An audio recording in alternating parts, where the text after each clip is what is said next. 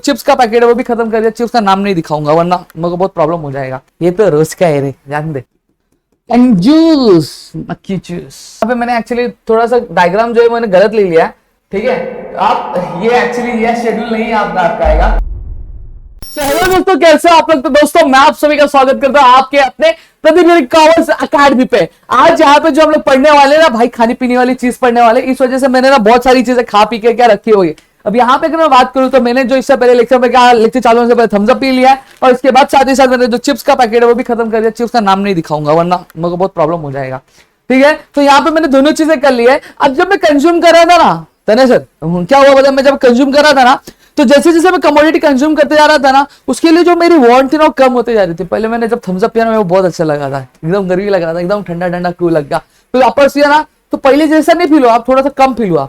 और वापस और पिया तब जो दूसरी बार हुआ उससे भी कम लगा।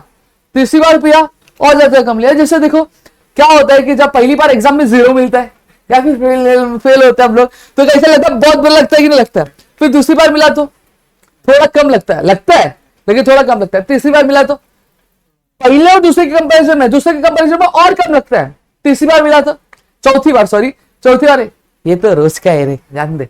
सही बात, मतलब जो झटका है वो कम लगता है। अब उसी के बारे में आज हम जो पढ़ने वाले आज लॉ ऑफ डीएमयू के बारे में। जी हाँ दोस्तों, जो statement of law Alfred Marshall ने दिए, क्या बोला है कि जैसे जैसे हम कमोडिटी को कंज्यूम करते जाते हैं उसके लिए जो हमारी यूटिलिटी रहती है वो क्या हो जाती है, वो कम होती जाती है। आप भाग के आ रहे हो, दौड़ के आ रहे हो, भाग के मिल्खा सिंह बन के आ रहे हो। अब मिल्खा सिंह बन के आने के बाद अब आप क्या कर रहे हो, आप जो है पानी का ग्लास पी रहे हो। अब जब पहली बार आपने पानी पिया तो आपको कैसा लगेगा, आपको अच्छा लगेगा, आपको बहुत ज्यादा अच्छा लगेगा। दूसरी बार पियो, पहले बार जितना अच्छा लगा था क्या दूसरी बार भी उतना अच्छा लगेगा, नहीं। अब तीसरा ग्लास पियो तो क्या पहली बार जितना लगा अच्छा लगा तो दूसरी बार लगा, तो क्या दूसरी बार जितना अच्छा लगा तो तीसरी बार लगेगा, नहीं, कम हो जाएगा। तो वही चीज यहां पे उन्होंने बोली, other things being constant the additional benefit of which a person derive from the given increase in a stock of things diminishes with every increase in the stock that he orders। मतलब क्या बोला है कि हम क्या करते हैं, जो एडिशनल बेनिफिट एक जो आदमी को मिलता है, एक जो पर्सन को मिलता है, जैसे जैसे वो क्या करता है उस कम्युनिटी के एक यूनिट कंज्यूम करते हैं। जैसे मैंने क्या कैडबरी लिया, कैडबरी का 1 यूनिट मैंने कंज्यूम, मुझे अच्छा लगा। दूसरा यूनिट किया तो पहले के मुकाबले मुझे कम अच्छा लगा। तीसरा किया तो दूसरे के मुकाबले कम अच्छा लगा। तीसरा किया तो दूसरे के मुकाबले कम अच्छा लगेगा। चौथा किया तो तीसरे के मुकाबले मुझे कम लगा। मतलब जैसे जैसे मैं आपके जो चीजें उसको कंज्यूम करते जाऊंगा, अब वहां पे क्या हो जाएगा, जो उसके लिए जो यूटिलिटी होगी मेरी वो क्या हो जाएगी, वो कम होती जाएगी। ऐसा इन्होंने क्या कहा, सीधी सादी भाषा में अगर मैं कहूं, जैसे जैसे आप उसको जितनी ज्यादा क्वांटिटी आप कंज्यूम करोगे उसके लिए जो वांट है वो आपकी क्या हो जाएगी, वो कम हो जाएगी। ऐसा आपके अल्फ्रेड मार्शल ने कहा है। तो आपको ये लर्न कर लेना है। According to professor Alfred Marshall, other things being constant the additional benefit which a person derives from the given increase in his stock of things diminishes with every increase in the stock that he already has. अब यहां पे हम क्या पढ़ेंगे, now we are going to study about the assumptions. अब देखो जब कभी भी कोई भी चीज क्या किया जाता है, आपका स्टेट किया जाता है, तो कुछ अजम्पशंस किए जाते हैं कि कंडीशन ऐसी होगी, चीजें ऐसी होंगी, तभी क्या होगा, ये जो लॉ है एप्लीकेबल होगा, वरना लॉ एप्लीकेबल नहीं होगा। समझ में आया? तो चलो देखते हैं। सबसे पहले चीज क्या है, रैशनैलिटी।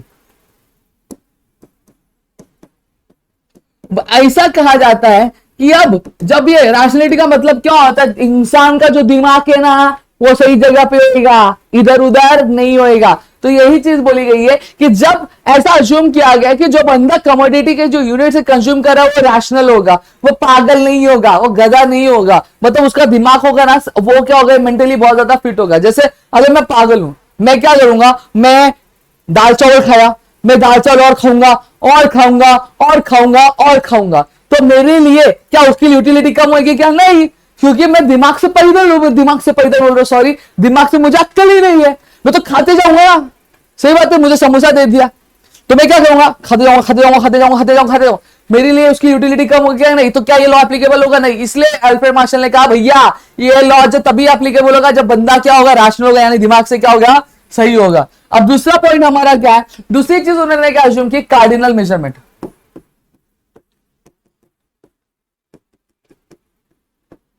अब आप बोलोगे सर आप ही ने बताया था कि जो measurement of utility is hypothetical, उसको नंबर में काउंट नहीं किया जा सकता। लेकिन आपकी जानकारी के लिए बता दूं कि ये मैंने नहीं किया है, ये अल्फ्रेड मार्शल ने बोला है। अल्फ्रेड मार्शल ने बोला है क्या जो लॉ है, यानी जो लॉ बोल रहा है कि ये जो यूटिलिटी है इसको हम क्या कर सकते हैं, उसको हम न्यूमेरिकली मेजर कर सकते हैं।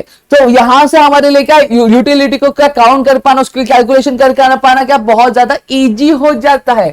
तीसरी चीज क्या बोला है, होमोजेनिटी। देखो होमोजेनिटी का मतलब क्या होता है, सेम सेम। हम लोग बोलते हैं ना, अगर आपका अगर जैसे फॉर एग्जांपल मेरा दोस्त है, उसने भी ब्लैक पेन है, मैंने भी ब्लैक पेन है, तो उसको जाके चिमटी काट के बोलूंगा सेम पिंच, तो सेम पिंच जो होता है ना, सेम टू सेम, उसी को हम लोग होमोजेनिटी बोलते हैं। अब क्या बोला गया है कि बंदा कमोडिटी कंज्यूम कर रहा है, ठीक है, लेकिन वो जो कमोडिटी के जो यूनिट्स कंज्यूम कर रहा है वो सेम साइज की होनी चाहिए, सेम टेस्ट की होनी चाहिए, ठीक है, और साथ ही साथ क्या होनी चाहिए, सेम होनी चाहिए, यानी डिफरेंस नहीं होना चाहिए। अगर डिफरेंस होगा तो ये लॉ एप्लीकेबल नहीं हो पाएगा। जैसे फॉर एग्जाम्पल मेरे पास क्या था, मेरे पास एक चिप्स का पैकेट था, क्या था, ये चिप्स का पैकेट था, ये बहुत महंगा है, 2 करोड़ का एक चिप्स का पैकेट है, ठीक है, देख लो एडवर्टाइजमेंट है, फोटो खींच के डाल सकते हो। अब यहां पे क्या किया मैंने, एक चिप्स निकाला, क्या किया, एक चिप्स निकाला, और एक चिप्स निकालने के बाद मैंने क्या किया, उसको कंज्यूम किया, फिर दूसरा किया, तीसरा किया, चौथा किया। अब एक टाइम पे क्या आएगा, मैं बहुत नहीं खाएगा रे, 5 वाला चिप्स का पैकेट होगा तो खा लूंगा, लेकिन 10 15 25 30 वाला रहेगा तो खाने में हमारी थोड़ी मुश्किल हो जाती है। सही बात है, क्योंकि ये जो है सब सेम साइज के, सेम शेप के, साथ ही साथ अगर मैं बात करूं आपके जो टेस्ट भी इसका क्या सेम है। तो यही बोला गया है कि अगर आप चाहते हो कि लॉ एप्लीकेबल हो तो आपको ये रखना है कि जितने भी यूनिट्स एक जो इंडिविजुअल क्या कर रहा है कंज्यूम करना चाहिए, वो क्या होना चाहिए, सेम होना चाहिए, यानी उसमें किसी भी तरह का डिफरेंस होना नहीं चाहिए, वरना ये लॉ एप्लीकेबल नहीं होगा। पता चल रहा है मैं पहले चिप्स खा रहा हूं, फिर उसके बाद में थम्स अप पी रहा हूं, फिर उसके बाद में कोको कोला पी रहा हूं, उसके बाद स्प्राइट पी रहा हूं, उसके बाद मैं क्या कर रहा हूं, मैं उसके बाद अपना छोले खा रहा हूं, उसके बाद में पानी पूरी खा रहा हूं, उसके बाद में चाइनीज बिल खा रहा हूं, उसके बाद में मंचूरियन खा रहा हूं। तो यहाँ पे आपकी जानकारी बता दूं तो यह लॉ एप्लीकेबल होने वाला नहीं, क्योंकि मेरा मन ही नहीं भरेगा। अगर हाँ मैंने पहला प्लेट दूसरा खाया, तीसरा खाया, चौथा खाया, तो क्या होगा, मेरे लिए उसकी यूटिलिटी हो जाएगी वो कम होती जाएगी। समझ में, इसलिए क्या होमोजेनिटी क्या बोला गया।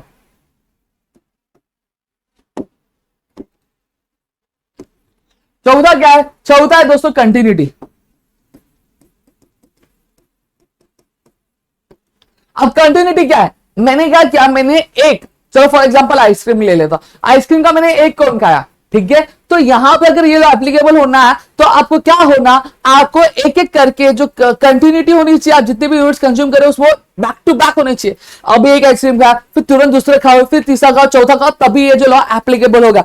आप अभी एक खा रहे हो, दूसरा कल खाओगे, तीसरा 4 साल बाद खाओगे, पांचवा अलग अगले साल खाओगे, सातवां अगले साल खाओगे, तो ऐसा नहीं होगा। अगर ऐसा होगा तो लॉ एप्लीकेबल नहीं होगा। हाँ कंटिन्यूटी अभी कंज्यूम का, फिर उसके बाद दूसरी यूनिट, फिर तीसरी, फिर चौथी, तभी ये जाके ये जो लॉ है वो एप्लीकेबल होगा, वरना लॉ एप्लीकेबल नहीं होगा। क्लियर हो गया।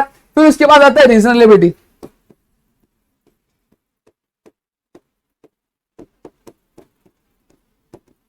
अब रीजनेबिलिटी की अगर मैं बात करूं तो रीजनेबिलिटी होता है क्या है, तो ये चीज हम लोग क्या देखेंगे दोस्तों। अब यहां पे रीजनेबिलिटी का मतलब क्या, अब जितने भी यूनिट्स आप कंज्यूम कर रहे हैं वो क्या होना चाहिए, रीजनेबल साइज के होने चाहिए। ऐसा नहीं होना चाहिए बहुत बड़ा होना चाहिए, ऐसा भी नहीं होना चाहिए बहुत छोटा होना चाहिए। समझ में आ गया। अब बहुत चिंटुकला होगा तो आप ऐसे खाओगे, जन्म से खाते हैं आप खाते जाओगे, ठीक है, तो ये लॉ एप्लीकेबल हो पाएगा क्या, नहीं एप्लीकेबल हो पाएगा। हाँ वहीं अगर एक नॉर्मल साइज है तो आप क्या कर सकते हो, उस यूनिट को क्या आराम से खा सकते हो, तो ये लॉ एप्लीकेबल होगा। अब बहुत बड़ा भी दे दोगे, आप दे दोगे हिमालय पर्वत जितना बड़ा एक समोसा, तो वो एक ही यूनिट ही कंज्यूम कर पाएगा, तो बाकी क्या करेगा। तो साइज क्या होनी चाहिए, वो रीजनेबल होनी चाहिए।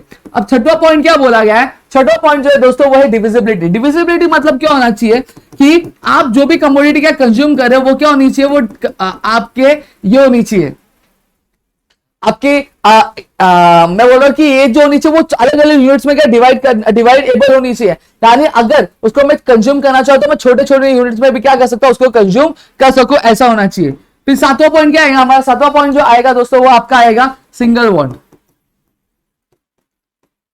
अब जब कंज्यूमर कंज्यूम कर रहे हैं आपके यूनिट्स को, तो क्या होना चाहिए पता है क्या, आपको ये होना कि उसकी एक ही वांट होनी चाहिए। एक टाइम पे 3-4 वांट नहीं होनी चाहिए कि मैं आइसक्रीम भी खाएगा, मैं चाय भी पिएगा, मैं चिकन भी खाएगा, मैं चाइनीज भेल भी खाएगा, मैं सब कुछ खाएगा। तो इतनी सारी वांट्स अगर ये करेगा तो भाई ये लॉ एप्लीकेबल नहीं होगा। एक टाइम पे एक वांट रहेगी तो ही क्या ये लॉ एप्लीकेबल हो पाएगा, वरना नहीं हो पाएगा। फिर उसके बाद अगर मैं बात करूं तो यहाँ पे हमारी इतनी चीजें मेरे ख्याल आपको क्या क्लियर हो गई होंगी कि आपका क्या होता है। और साथ ही साथ अगर मैं बात करूं दोस्तों, फिर उसके बाद हम जो देखने वाले वो क्या देखने वाले, हम ये देखने वाले कि आपका अब assumptions निकले, exceptions क्या। अब यहाँ पे एक पॉइंट और आपका छूट गया जिसको हम लोग क्या बोलते हैं, कॉन्स्टेंसी। कॉन्स्टेंसी मतलब क्या होता है, कांस्टेंट होना चाहिए। मतलब जैसे इंसान का जो इनकम, टेस्ट, हैबिट, फैशन वगैरह वगैरह जो वाली जो चीजें ना, वो क्या नहीं चाहिए, वो सेम रहनी चाहिए, वो चेंज नहीं होनी चाहिए। पता चला बंदे ने आइसक्रीम खाया, किसका, अमूल का खाया, किसका खाया भाई, अमूल का आइसक्रीम खाया, किसका अमूल खाया, अमूल का आइसक्रीम खाया। फिर उसकी इनकम बढ़ गई, अब बोलता है भाई मैं अमूल नहीं खाएगा, क्यों नहीं, मैं बोलता अब क्या खाएगा, वाडीलाल खाएगा, क्या खाएगा, वाडीलाल खाएगा। फिर उसकी इनकम वापस बढ़ गई, अब वाडीलाल भी नहीं खाएगा, कौन सा खाएगा, आमंड्स खाएगा। मेरे को तो पता नहीं मैं आइसक्रीम खाता, भाई मेरी तो 2 रुपए वाली आइसक्रीम आती है, मैं वही खाता हूँ, ठीक है। वही मम्मी कभी दिला दी तो खा लेता हूँ, नहीं दिला यार मम्मी मारती है यार, बहुत दुख है जिंदगी में। फिर चलो अब आते हैं एक्सेप्शंस की। अब एक्सेप्शंस क्या होते हैं, एक्सेप्शंस मतलब दोस्तों कि ऐसे ऐसे कुछ कंडीशंस जहां पे ये जो लॉ है वो एप्लीकेबल नहीं होने वाला है, उसको हम लोग क्या बोलते हैं, एक्सेप्शंस बोलते हैं, ठीक है। अब जैसे फॉर एग्जांपल पहला क्या आता है, हॉबीज। अब हॉबीज म्हणजे क्या है, हॉबीज मतलब गरबा खेलना, डांस करना, लिखना, गाना, इसको हम लोग हॉबीज बोलते हैं। अब यहां पे क्या बोला गया है कि अगर आपकी हॉबी स्टैम्प कलेक्ट करना, अब यहां पे बोला गया कि जैसे जैसे आप यूनिट्स को क्या कंज्यूम करते जाओगे तो आपकी जो उसके लिए जो वांट होगी वो क्या खत्म हो जाएगी। फॉर एग्जांपल अगर आपकी हॉबी है स्टैम्प कलेक्ट करना, तो आप जितने स्टैम्प्स कलेक्ट करोगे आप उतना उसके लिए जो उसकी आपकी यूटिलिटी होगी वो और ज्यादा रेज होगी।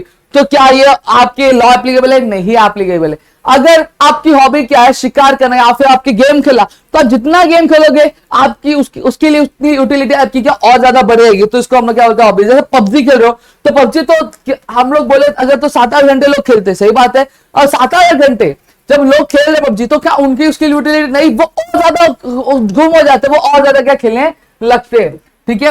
अब दूसरा पॉइंट यहां पे अगर मैं बात करूं तो दूसरा पॉइंट क्या, मिसर कंजूस, मक्खी चूस, ठीक है। अब यहां पे क्या बोला गया है कि ये जो मिसर्स का मतलब क्या होता है, कंजूस। कंजूस एक बंदा है, ऐसा बंदा है कि अब उसके पास पैसे जितने आएंगे क्या उसके लिए उतना वो कम हो जाएगा, क्या उसके लिए उसकी जो पैसे के लिए जो उसकी यूटिलिटी है वो क्या कम हो जाएगी, नहीं।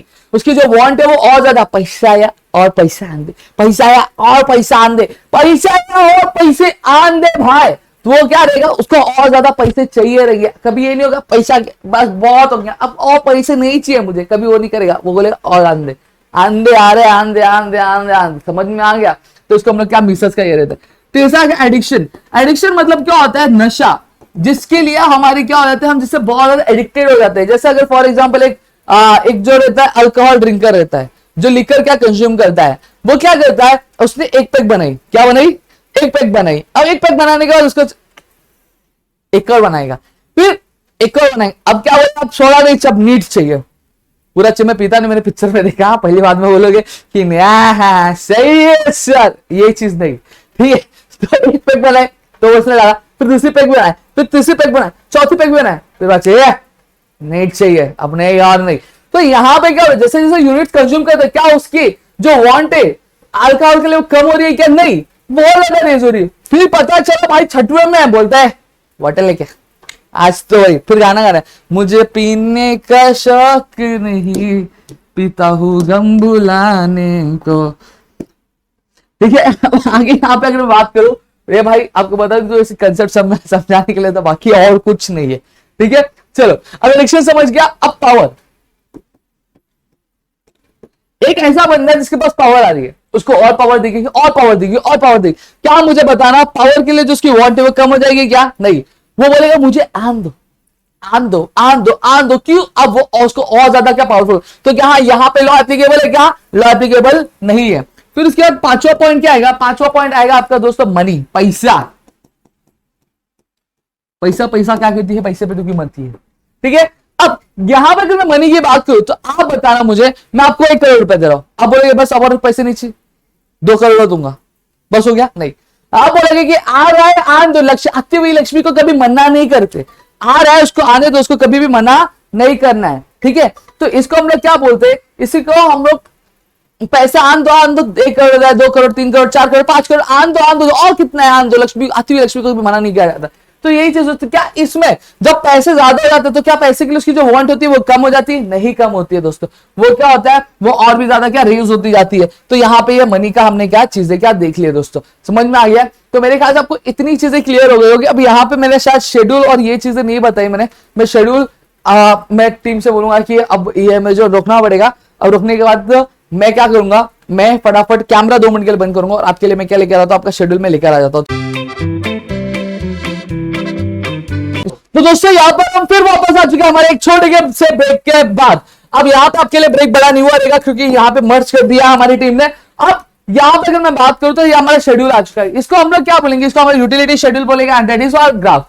अब देखो यूनिट ऑफ एक्स, एक्स क्या रिप्रेजेंट करता है, एक्स रिप्रेजेंट्स आर कमोडिटी, ये क्या वेरिएबल है जो हमारी कमोडिटी को क्या करता है, रिप्रेजेंट करता है। अब देखोगे पहला यूनिट, दूसरा यूनिट, तीसरा, चौथा, पांचवा, छठवां, सातवां। अब यूटिलिटी देखो, जब पहला यूनिट मैंने कंज्यूम किया तो मुझे मार्जिनल यूटिलिटी कितने मिला था, 10 का मिला था। जब दूसरा किया तो 8 मिला, जब तीसरा किया तो 6 मिला, जैसे चौथा किया तो 4 मिला। देखोगे आप जैसे जैसे मेरी यूनिट्स जो है बढ़ती जा रही है वैसे वैसे जो यूनिट्स के लिए जो यूटिलिटी है मेरी वो क्या हो रही है, वो डिमिनिश होती जा रही है। तो यहाँ पे एक ऐसा पॉइंट आता है जहां पे मेरी यूटिलिटी 0 हो जाती है और फिर मेरी जो यूटिलिटी 7th यूनिट जब मैं कंज्यूम करता हूं तो डिस यूटिलिटी में क्या हो जाती है, कन्वर्ट हो जाती है। अब यहाँ पे हमारे दो ग्राफ है, एक आपका y एक्सिस रिप्रेजेंट है और एक x एक्सिस। देखो मैं जो बोल रहा हूँ वो आपको लिखना रहेगा। y एक्सिस क्या रिप्रेजेंट करता है, आपका मार्जिनल यूटिलिटी रिप्रेजेंट कर रहा है, x क्या रिप्रेजेंट कर रहा है, यूनिट्स ऑफ कमोडिटी रिप्रेजेंट कर रहा है। यहाँ पे मैंने प्लेसमेंट कर दी। अब देखो जब मैंने पहला यूनिट कंज्यूम किया तो मेरी यूटिलिटी क्या मिली थी, 10 मिली थी। दूसरा क्या तो 8 मिली, तीसरा क्या तो 6 मिली, चौथा क्या तो 4 मिला, पांचवा किया तो 2 मिला, छठवा किया तो 0 मिला। देखो यहाँ पे दिख रहा है 0, देखो 0।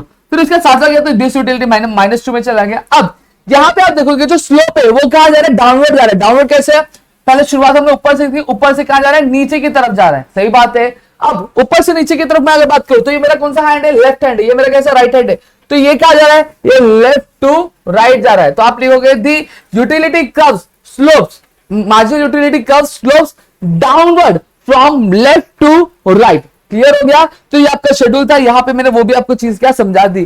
तो आई होप आपको चीज समझी है। तो प्लीज वीडियो को लाइक करिएगा, चैनल सब्सक्राइब किया तो चैनल सब्सक्राइब करो, अपने दोस्तों शेयर करो ताकि ऐसे और कई सारे मजेदार धमाकेदार वीडियो हम आपके लिए लेकर आ सके आपके अपने प्रदीप गिरी कॉमर्स अकेडमी पे दोस्तों।